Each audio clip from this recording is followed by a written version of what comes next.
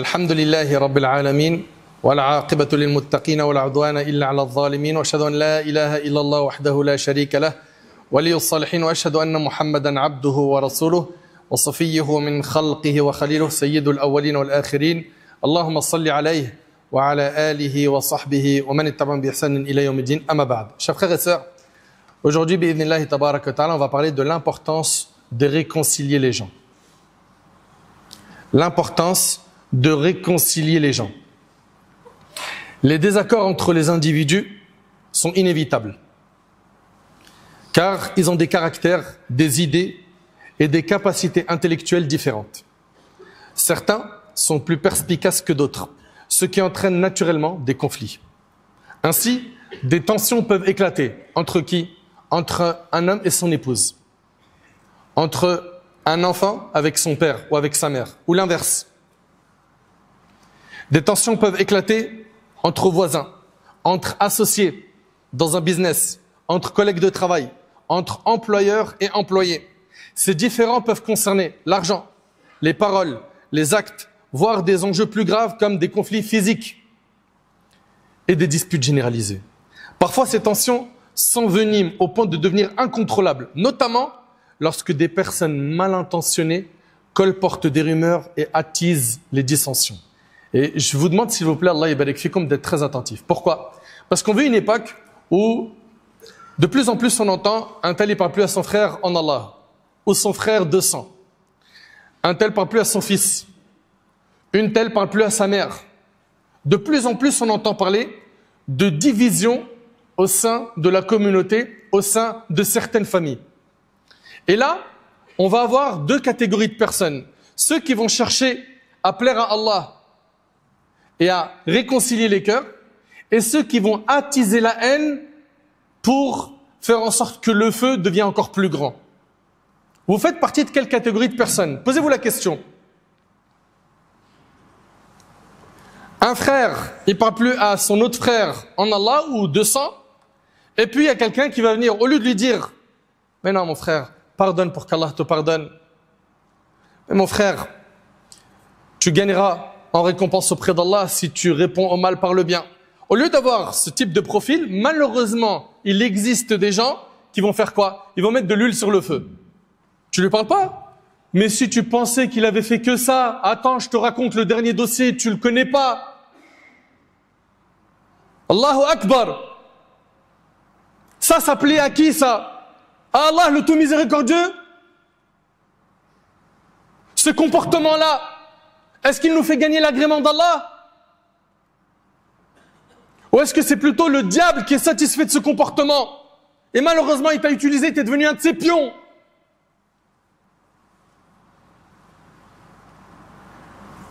On va voir que l'orientation de notre dîn, c'est de réconcilier les cœurs. C'est ce qu'on trouve dans le Coran, c'est ce qu'a pratiqué notre modèle Muhammad sallallahu alayhi wa sallam, mais malheureusement, on s'est trop écarté de la voie du Coran et de la Sunna. On suit notre ego. Les mauvaises fréquentations. Colporter, c'est grave. C'est quoi colporter? C'est le fait de rapporter les dires des uns contre les autres pour corrompre les relations. C'est ça le namim. Le prophète il a dit la yadkhulul janna namam, n'entre pas au paradis celui qui colporte, le colporteur. Et combien on en a dans la communauté? C'est leur spécialité. Attends, faut que je te raconte ce qu'il a dit sur toi. Mais il te montre un beau visage, mais tu sais pas derrière ton dos ce qu'il dit. Le prophète sallam il a dit n'entre pas au paradis le colporteur. Ça te fait rien d'entendre ça?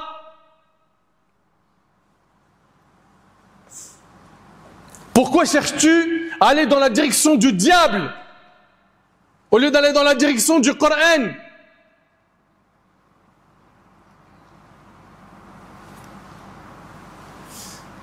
On a un effort à faire, mes frères et mes sœurs, pour être des acteurs dans les médiations, dans les réconciliations.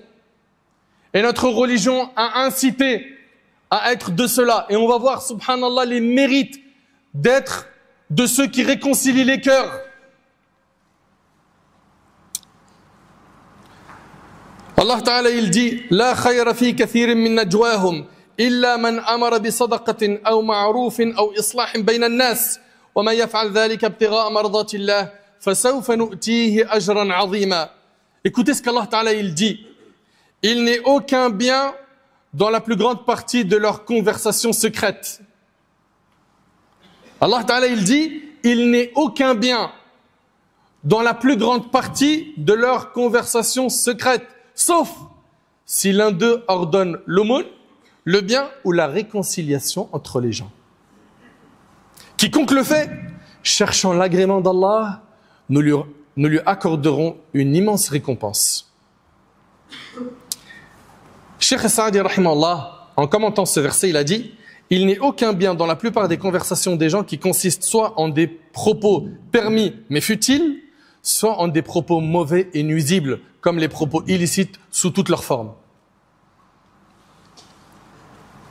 Allah Ta'ala dit « Sauf si l'un d'eux ordonne l'aumône, le bien ou la réconciliation entre les gens. » L'imam al-Tabari rahimahullah a dit « La réconciliation consiste à apaiser les tensions entre deux personnes en désaccord ou en conflit en utilisant les moyens permis par Allah.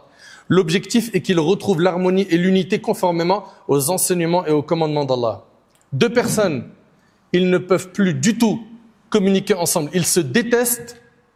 Toi justement, tu vas faire le nécessaire en tant que bon musulman pour essayer de réconcilier les cœurs. Pourquoi ?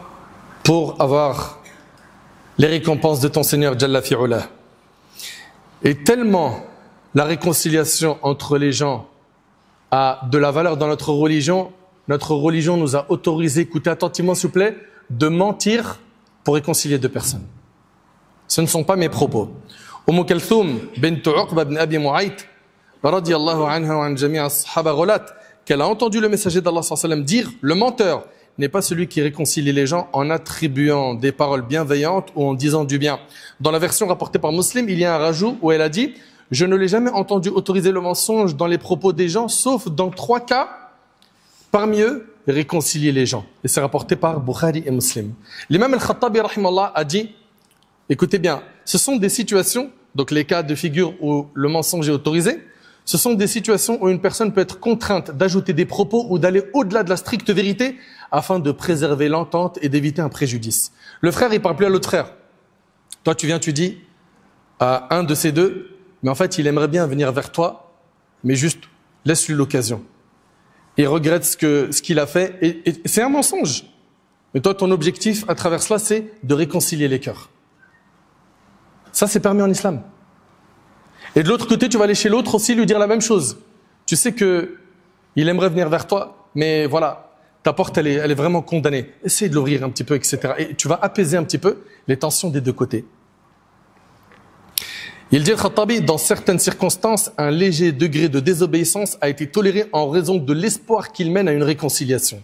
Et notre prophète, alayhi salatu wassalam, ça a été le meilleur exemple dans ce domaine, dans le fait de réconcilier les cœurs. D'après Sahl ibn Sa'd, radiyallahu anhu, les habitants de Quba se disputèrent violemment, jusqu'à en venir à se lancer des pierres. Lorsque le prophète sallam en fut informé, il dit « Allons les réconcilier », rapporté par le Bukhari. Vous voyez le réflexe du prophète sallam? Qu'est-ce qu'il a dit? Allons les réconcilier. C'est pas il y a la guerre entre eux, ben je vais participer moi aussi à propager des rumeurs, à colporter, à médire,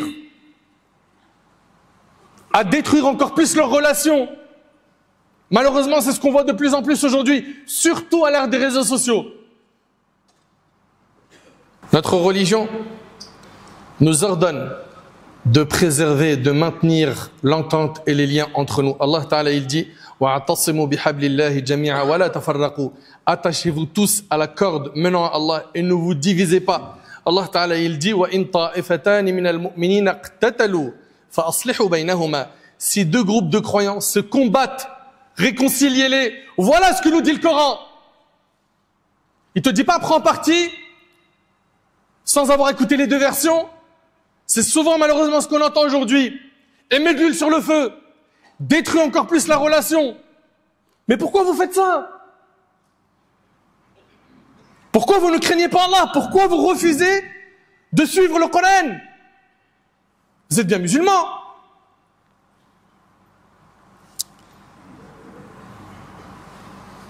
Allah Ta'ala il dit Fattaqullah wa aslihu dhata baynikum wa ati'u Allah wa rasulahu in kuntum mu'minin.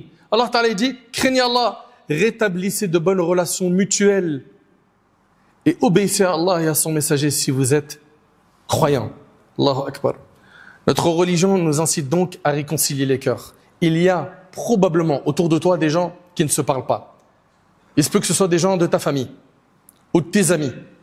Des gens que tu connais, ils ne se parlent plus depuis un bon bout de temps. Et plus le temps y passe, plus, comme vous le savez, les choses s'accumulent dans les cœurs jusqu'à ce qu'ils en arrivent à un stade où ils ne veulent plus jamais rencontrer la personne avec qui elle est en litige. C'est là où toi, tu dois intervenir. Toi, ton rôle en tant que musulman, c'est d'intervenir vite, d'éteindre le feu dès le début. Et si le feu il est trop grand, tu fais le nécessaire. Tasta'in billah, tu demandes l'aide d'Allah. Et tu fais le nécessaire pour écouter les deux parties, pour essayer de les amener à une discussion apaisée, pour essayer de faire en sorte qu'ils s'entendent et qu'ils se réconcilient. Mais qui aujourd'hui cherche à réconcilier les gens? Allah tabaraka wa ta'ala a dit dans le Coran que ceux qui réconcilient les autres auront de grandes récompenses.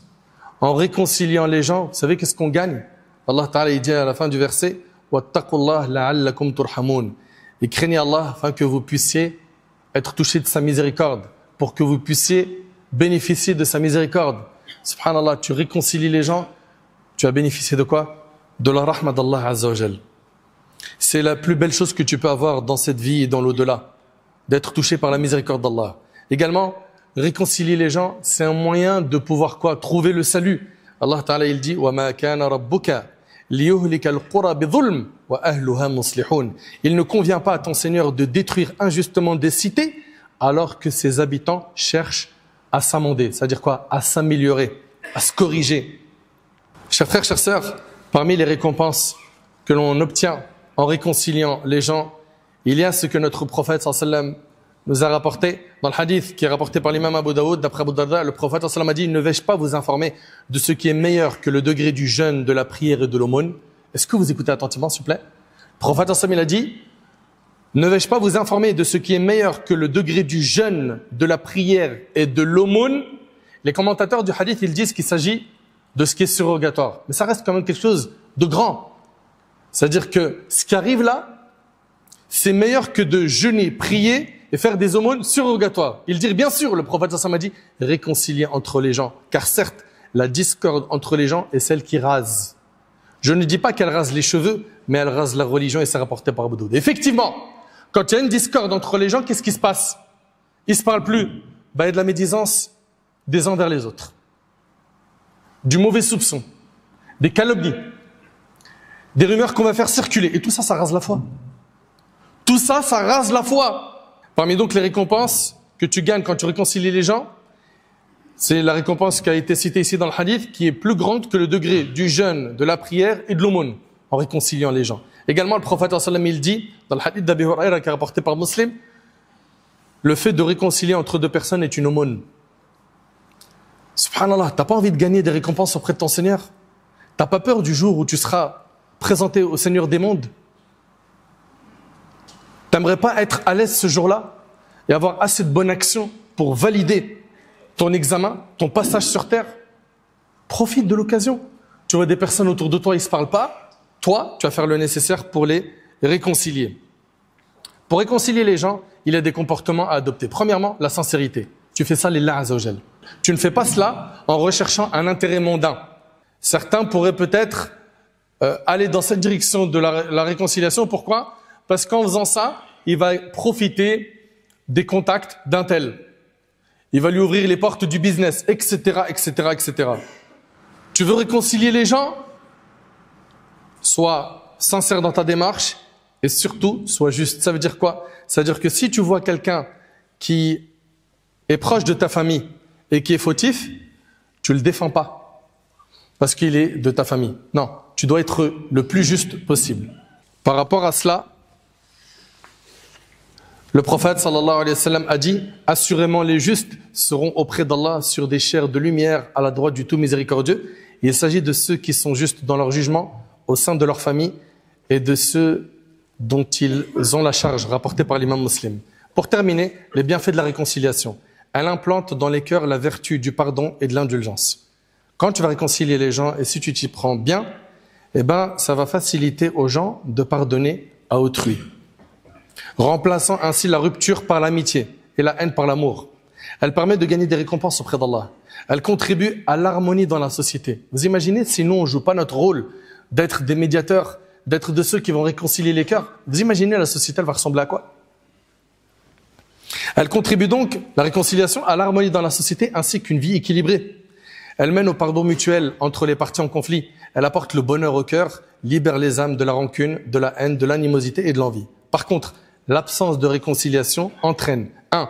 La propagation de la corruption. Ton cœur va durcir. Le cœur est durci par les péchés. Et quand on ne parle pas à quelqu'un, quand on est en litige, malheureusement, Shaitan, il profite pour que tu fasses de la médisance sur lui, que tu penses de lui du mal, etc., etc. Donc l'absence de réconciliation entraîne la propagation de la corruption, l'endurcissement des cœurs, l'augmentation des péchés, la rupture des liens entre les proches, la perte des valeurs nobles et des bonnes mœurs. Chers frères, chères sœurs, on vient à la khutbah de Jumu'ah dans le but d'écouter un prêche, un sermon. La question qu'on doit tous se poser, c'est en sortant de ce prêche, après avoir terminé d'écouter ce discours, tu ressors avec quoi? Là, est-ce que vous pensez que moi j'étais sur le minbar juste parce qu'il faut occuper 20 minutes? Est-ce que vous pensez que nous on est réunis ici que pour vous dire des hadiths, des versets et vous sortez comme si de rien n'était? Non. Les croyants sont ceux qui écoutent et qui mettent en pratique ce qu'ils ont entendu. Donc deux choses. La première des choses, si toi tu t'es reconnu quand j'ai parlé de litige et tu parles pas à tes frères, tu parles pas à tes sœurs, fais le premier pas. Le prophète il a dit, le meilleur d'entre eux, c'est celui qui commence par le salut, par le salam. Tu seras le meilleur auprès d'Allah. Parfois, on le sait, il y a des gens, ils méritent pas qu'on soit bienfaisant envers eux. Mais Allah Ta'ala, il mérite qu'on fasse ce bien pour lui, ou non? Peut-être qu'un tel, il mérite pas que tu sois bon envers lui. Mais Allah Ta'ala, il mérite que tu fasses cet effort pour lui. Nous, on veut les plus hauts degrés du paradis. Ce passage sur terre, il est trop court. Il est limité. Il faut qu'on fasse des efforts. Quand Allah Ta'ala dit « Qad aflaha man zakkaha » a certes réussi celui qui a purifié son âme, mais c'est qui celui-là? C'est celui qui a fait des efforts. Quand Allah dit « Falaqtahama al-aqaba » ça veut dire quoi? Allah Ta'ala il demande aux croyants de prendre la voie laborieuse, la voie difficile, d'aller vers la direction de quoi? Des bonnes actions. Et ça demande quoi? Jihad de-nafs.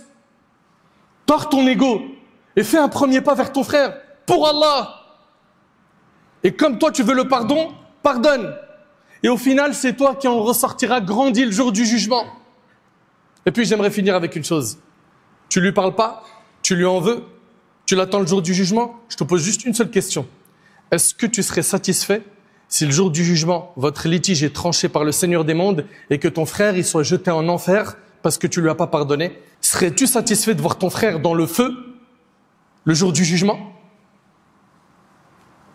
Et si tu me dis oui, est-ce que le prophète, notre modèle, il vivait avec un tel cœur qui voulait le mal pour les gens? Chers frères, chères sœurs, faisons un effort. Allons vers les gens, demandons pardon. Et des fois, il faut savoir céder. C'est-à-dire quoi? C'est moi qui avais raison, mais l'Illah Azzawajal, c'est pas grave. Cherche pas à avoir raison. Le prophète n'a-t-il pas dit celui qui délaisse le débat alors qu'il a raison, Allah lui construit une maison au paradis? On voit bien qu'on a des encouragements. Hein? Je laisse, je cède. Le prophète n'a-t-il pas dit dans le hadith de Uqba, wa'fu amman zalamak, pardonne à celui qui a été injuste envers toi, mais il va falloir que tu payes le prix pour le paradis. Le prophète me dit, pardonne à celui qui a été injuste envers toi. Donc toi déjà, fais l'effort de ton côté à effacer de ton cœur, allège-le en allant vers ton frère, fais le pas vers lui, fais le pas ma sœur vers elle, et aussi cherche à être quelqu'un qui va réconcilier les cœurs. À partir d'aujourd'hui, tu te dois, après avoir entendu cette khutbah, de ne pas rester inactif, insouciant face à deux personnes qui ne se parlent plus. Il faut que tu aies ton rôle de réconciliateur, de médiateur entre eux. J'implore Allah subhanahu wa ta'ala de nous utiliser dans le bien. J'implore Allah subhanahu wa ta'ala d'apaiser les tensions qu'il y a dans nos familles, dans nos sociétés. J'implore Allah tabarak wa ta'ala de faire de nous des pieux, des gens qui écoutent et qui mettent en pratique. J'implore Allah tabarak wa ta'ala de nous accorder une bonne compréhension de sa religion.